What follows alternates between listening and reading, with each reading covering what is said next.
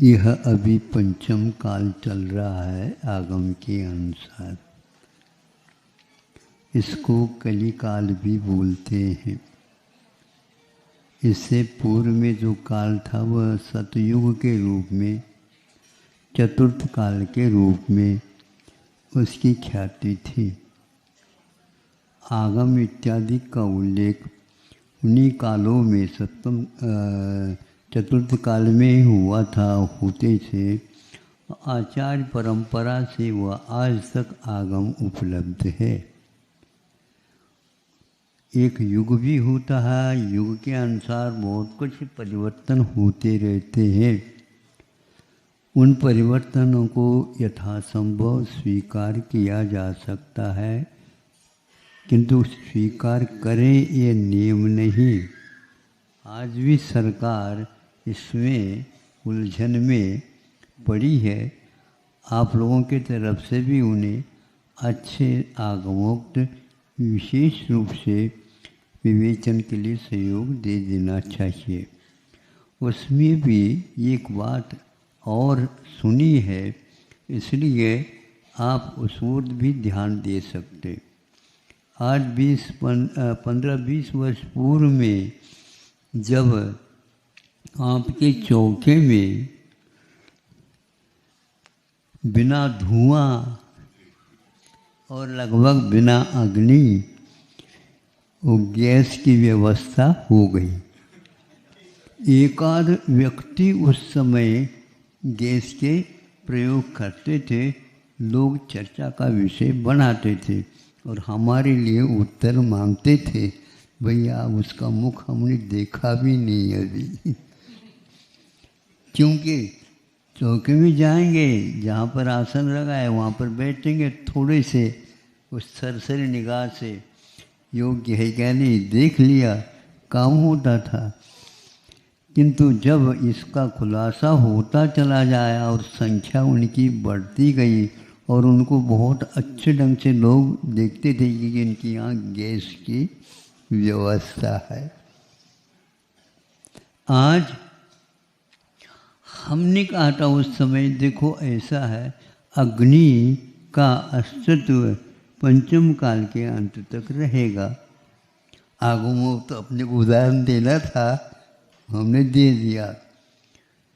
किंतु अग्नि का यदि उपयोग नहीं करते तो आगम में ये भी लिखा कि सचित्त होने के कारण वह लेने योग्य नहीं है। जैसे लौकी है, ऐसे ही लौकी मुंह में डगा दो, ऐसा नहीं होता। हाँ, कथनचित आप एक ककड़ी वगैरह ले लेते हैं, वो बात अलग है। तो अब अनज्ञ पक्कम नामानि योति विरति सचित्त विरतो दयामूर्ति, ऐसे ये रत्नगण श्रावकाचार्य और मूलाचार्य भट्टिकेराचार्य जैसे ही कुंद कुंद हुए हैं, ऐसी प्रसिद्धि पाई, मूलाचार्य के कर्ता के रूप में माने जाते। तो उसमें ये लिखा अनज्ञ पक्कम, जो अग्नि के द्वारा पका हुआ नहीं है, ऐसे कोई भी वनस्पति अथवा धान इत्यादि लेने योग्य नहीं। ऐसा नहीं कि जैसे बाजरा रखा, मक्का रखा और ज्वार रख दिया, नहीं समझे, और वही परोस दिया, वो नहीं लेंगे। किंतु उसको जिस प्रकार भोजन बनाया जाता है, खाने योग्य बनाया जाता है, तो ये आप उसको दे सकते, नहीं तो नहीं। हाँ, जैसे ज्वार होते हैं, किंतु उसी को जब आप उसको बनाते जो एक प्रकार से, कि वो नहीं, दूसरा भी तो होता है ना, जैसे लाई वगैरह बनाते हैं ना, लाई, हाँ, ज्वार के भी होते हैं, दान के भी होते हैं, मुरमुरा चुरमुरा बोलते हैं ना आपको, तो बोलो ना, वही तो है ये। तो ये तो लेने योग्य है, लेकिन चावल तक तो एक पुंज जैसे यहाँ पर चढ़ाया वैसे नहीं लेंगे। क्योंकि यह लेने योग्य नहीं है। अभक्ष्य इसलिए है खाने योग्य कि इसके द्वारा पाचन शक्ति के ऊपर प्रभाव पड़ता है। इस प्रकार आगम में भोजन कैसे लिया जाता है, कैसा बनता है, इसके बारे में भी जानकारी दी है। इसलिए अग्नि के बिना उसको प्रासुक लेने योग्य नहीं माना, किंतु जानवरों के लिए ऐसा नहीं कहा। जानवर सीधा उनका भोजन वही रहता, बल्कि उनके लिए भी ज्वार वगैरह रखो तो उनके लिए भी दस्त लग जाते हैं। इसलिए जिसकी खुराक जो है वही देना चाहिए। अब एक सुनने में आया है कि जो गैस जो प्रचलन में सब जगह आ गया, सेगड़ी वाला कोई भी आज है ही नहीं। एक आधा हाथ उठाओ तो उठाओ, हम सेगड़ी पर से ही खाते हैं, कोई भी नहीं मिलेगा। लेकिन इसमें इस प्रकार अंधाधुंध नहीं होना चाहिए, इसलिए मैं कह रहा हूँ। यद्यपि अखबार में अथवा व्हाट्सएप में या यूट्यूब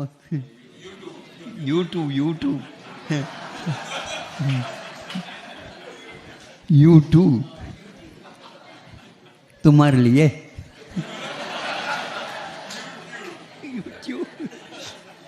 अब क्या है, एक ने सुनाया कि ये ऐसा है महाराज, रोटी जब पकाया जाता है, रोटी बनाने के उपरांत तवा में डाला जाता है, तो उसकी जो गैस की जो जमाते तो वहाँ प्लेट उसकी लपटें या और उसकी गंध या उसका स्पर्श रोटी को होने से रोटी विषाक्त हो जाती है, ऐसा रिसर्च वर्क निकाला गया।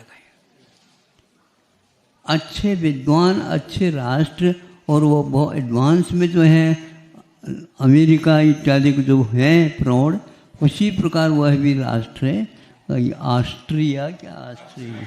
ऑस्ट्रेलिया, हाँ।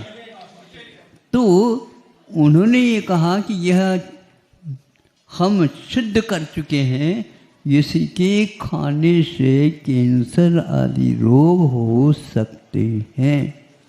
यह पक्का है, आप असावधानी न करें। जब आएगा तब देख लेंगे, तब तक क्या देखोगे?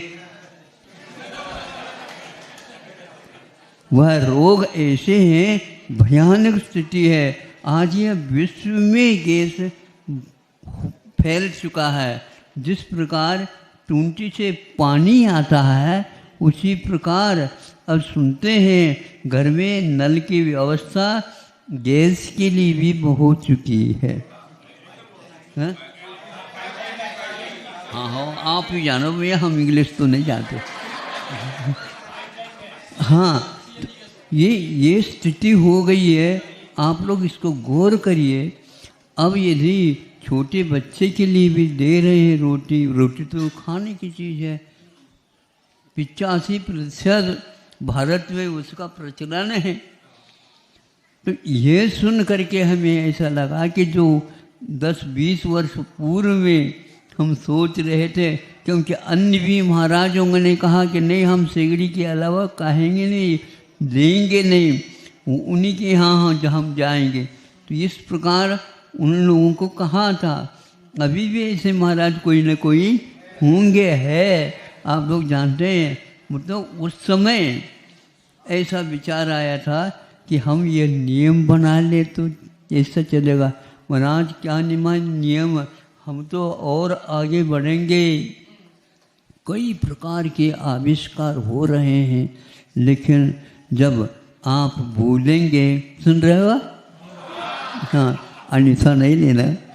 मन शुद्धि, वचन शुद्धि, काय शुद्धि, अन्न जल शुद्ध है। अब रोटी शुद्ध है, कहोगे क्या? संदेह हो गया, प्रश्न उठ गया, और वह व्यापक प्रश्न है देश ही क्या विदेश तक पहुंच गया, लेकिन स्वर्ग से कोई वार्ता नहीं आ रही है कि भैया इसको इसके स्थान पर दूसरा कोई विकल्प है तो यह है। हाँ आएगा तो से, लेकिन जब तक नहीं आएगा तब तक के लिए मन शुद्धि, वचन शुद्धि, काय शुद्धि, आहार जल शुद्ध है, ये कैसा है बताओ? आपका मन शुद्ध है, आपका वचन शुद्ध है, आपका काय शुद्ध है, बिल्कुल मैं मान रहा हूँ, लेकिन भोजन शुद्ध है ये कह दिया जाता है, लेकिन रिसर्च वर्क हो गया है उसमें यह एक प्रकार से कैंसर जैसे भयानक रोग हो सकता है। इससे पूर्व में 2-1 साल पूर्व में हमने सुना था कि यह वह समय आने वाला है सन 23 से 25 तक प्रत्येक घर में भयानक एक रोग का सदस्य अवश्य होगा। अब ये क्या सुन रहे हो आप? अब ऐसा ही हो रहा, प्रतिदिन हमारे पास रोते हुए, चिल्लाते हुए और बहुत ही सिसकते हुए और बहुत दयनीय दशा के साथ, महाराज अभी यह 25-30 साल का लड़का नहीं है, अभी अभी विवाह संबंध हुआ है और आज इसके लिए डॉक्टरों ने कैंसर घोषित किया। एक ही लड़का है खानदान में। अब क्या करेंगे मुझे बताओ? जितने भी परिवार हैं 20, 25, 50 तक के भी हो सकते हैं मेंबर, और वो उनकी क्या दशा होती होगी हम देखिए। इसलिए आचार्यों ने ये कहा, लोग माने या न माने, खान पीन की व्यवस्था अपने घर में रखो, ऐसा बरसों पूर्व में उन्होंने कहा है, बरसों पूर्व में। इसके सुने बिना मन शुद्धि, वचन शुद्धि, काय शुद्धि, आहार जल शुद्ध है, आहार जल शुद्ध है, ये जब तक नहीं कहते तब तक हम अंजलि नहीं छोड़ सकते। ये आप लोगों को सोचना चाहिए, जिनवानी कैसी महत्वपूर्ण वस्तु है जो हमारे लिए पूर्वजों ने, आचार्यों ने जो का त्यों लिख करके उसको रखा है। 50 ग्रंथ ऐसे हैं जो हमारे काम में, आप लोगों के काम में। ये पानी छान करके पीना, नल का आया महाराज, इसमें छानने की कोई आवश्यकता नहीं, आज का साइंस कहता है। अब तो उसके सामने तो हम तो साइलेंस हो जाएंगे। आप इसका हवाला दोगे तो हम कुछ बोल ही नहीं सकेंगे, लेकिन हम तो बोलेंगे क्या, दहाड़ेंगे आप।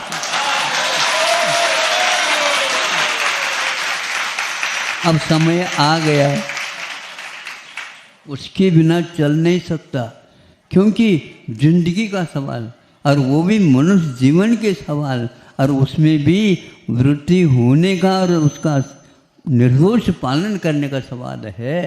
ऐसे थोड़ी सिंह वृत्ति के साथ चलेंगे तो आगे के दिन होंगे।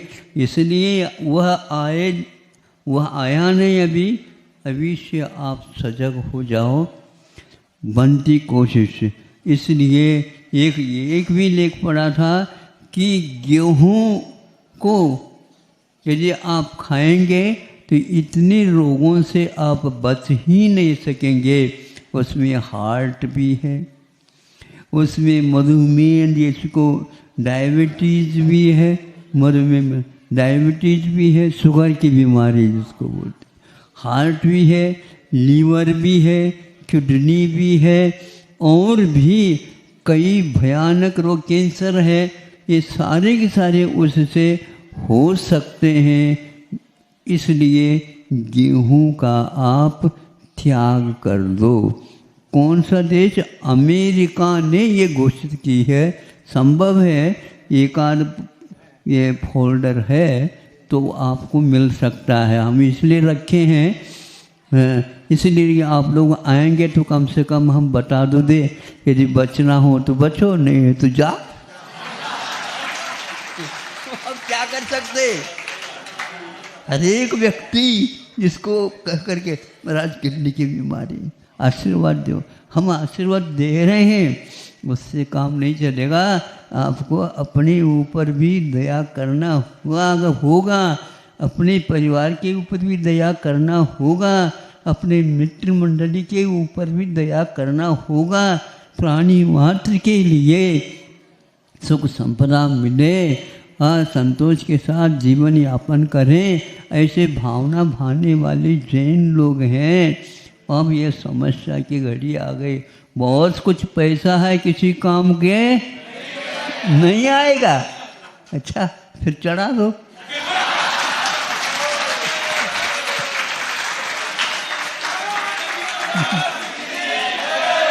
सुनो, अब चढ़ाना ही पड़ेगा। अब यदि मान लो 2000 का नोट आपके पास है, कुछ तारीख तक तो है रखेंगे, बाद में वो कागज हो जाएगा। हैं? अब क्या आता है क्या पता। हाँ, तो इसीलिए युग के साथ चलते हुए भी हमें अपने खान पीन की व्यवस्था अवश्य सुधारना चाहिए। इसमें किसी की राय लेने की बात ही नहीं।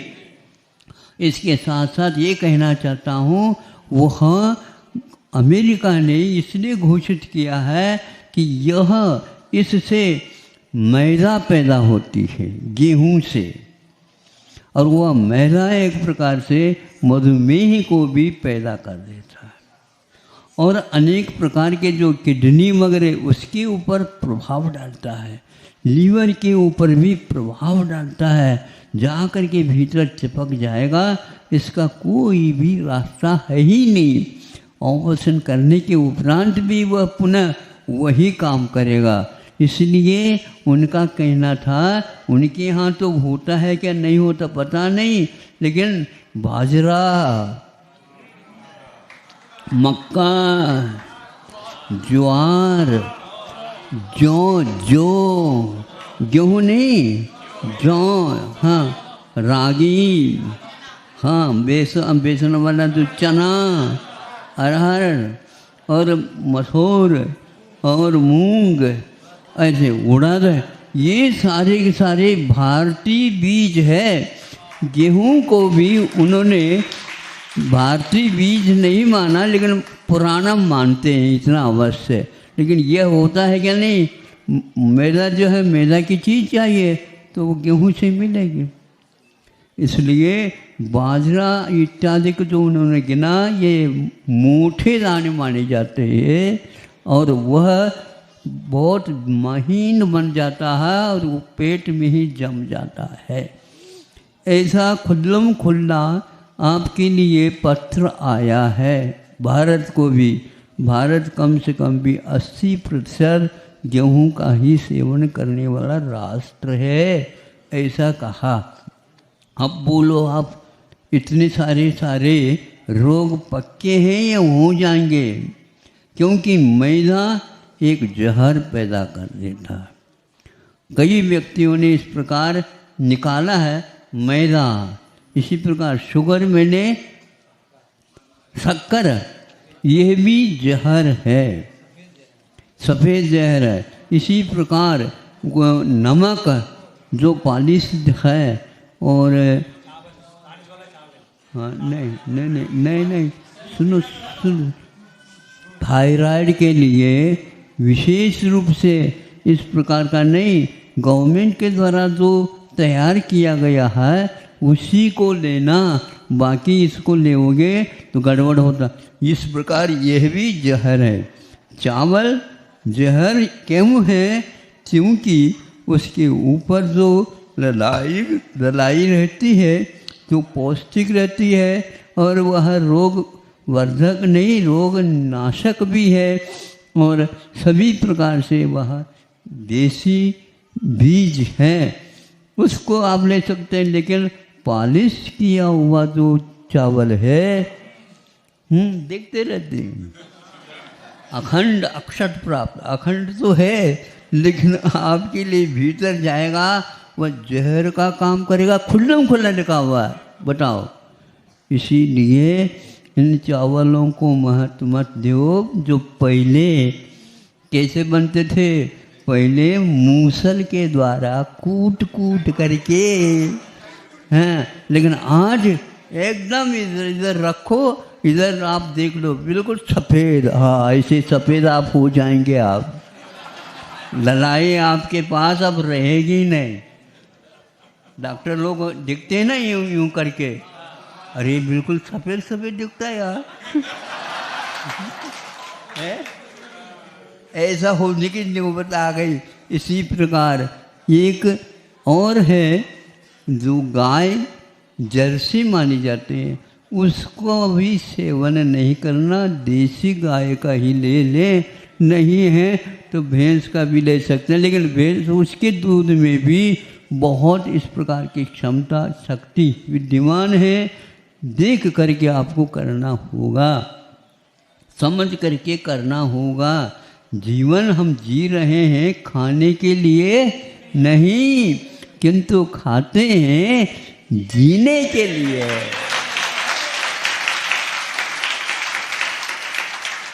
आज तो हमारे ही समर्थन कर रहे हैं आप लोग। जितने बातें हम दे रहे हैं वो सारे सारे हमारी नहीं है, हमने आपके लिए विशेष रूप से याद कर रखा है। जब आएगी भीड़ तब हम अपने हाँ कर देंगे। इससे हमारे लिए कहा गया कि इस प्रकार समय पर उपदेश होना चाहिए।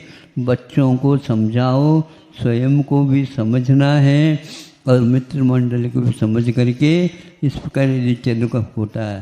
तो मोदी साहब ने भी ये कहा, 1 साल में कौन सा है, हाँ वो ये जो 5-6 जो धान हमने आपके सामने रखा ना, इसके लिए 1 वर्ष में वह 1 वर्ष तक रखा है उसके नाम से।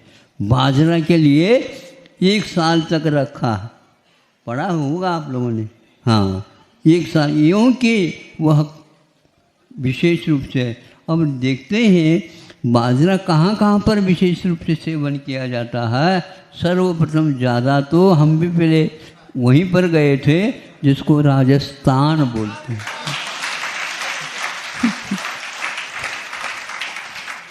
हमने कहा ये क्या है, ये बाजरे का खिचड़ा है, हमारा खिचड़ा। हाँ, उधर देखते अलग मिलता था, ये क्या है, ऐसा क्यों है। तो अब मालूम पड़ रहा है कि वह राजस्थान इस मामले में गेहूं के साथ नहीं है, उसके आगे है। इसलिए जो आहार को नहीं जानता है, बीज को नहीं जानता है, वह व्यक्ति किसी भी प्रकार से अच्छे ढंग से जीवन जी नहीं सकेगा। ये आवश्यक हो गया। अन्यत्र भी इसी प्रकार के, कर्नाटक में चले जाएंगे वहाँ गेहूँ नहीं मिलेगा आपको, ज्वार की ही रोटी और मक्की की रोटी और चने के ही मिलेंगे, क्योंकि इसी के माध्यम से अपने जीवन गुजार करते हुए धर्म ध्यान करना है, नहीं तो अकाल में ही चला जाना। इसलिए जीवन को महत्व दो और खान पीन को विशेष रूप से ध्यान में रखो। इसके लिए ये कहावत जो रूढ़ हुई है, इसके लिए गेहूं के लिए नहीं लिखा गया। किसी एक व्यक्ति ने लिखा, बलिहारी गुरु। नहीं, सुनो, ऐसा नहीं, गुरु की बात नहीं है। सुनो तो, बलिहारी गुरु बाजरा। बाजरा को उन्होंने गुरु कहा है। हमने भैया टीप लो, इसको याद रख लो, हमने याद कर लिया। बलिहारी गुरु बाजरा, तेरी लंबी पान, तुम्हारे जो हाथ है या पाँव है वह बहुत लंबी है, ऐसे आप छलांग लेते हैं। बाजरे के लिए कहा बलिहारी गुरु बाजरा तेरे लंबी पान। घोड़े को तो पर लग गए। घोड़े को, घोड़ा बहुत भागता है लेकिन बाजरा खा लेगा तो पंख लग गए उसको।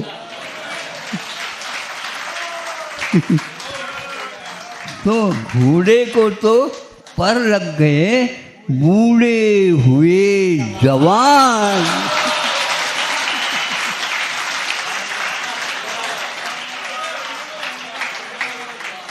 मतलब बूढ़े भी जवान हो जाते हैं।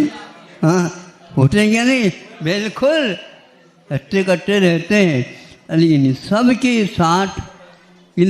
के साथ वह जो अनुपात से खाने योग्य है वही खाने से उम्र पूरी होती है।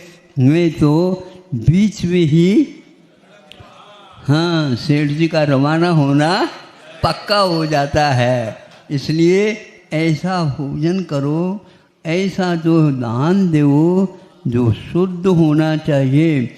भले ही थोड़ा दो लेकिन शुद्ध होना आवश्यक है। इसमें आगम के अनुसार ही हमने आपके सामने विषय रखा है और आप लोगों को योग्य मतलब समझ करके, क्योंकि बहुत देर दूर दूर से आ रहे हैं ना।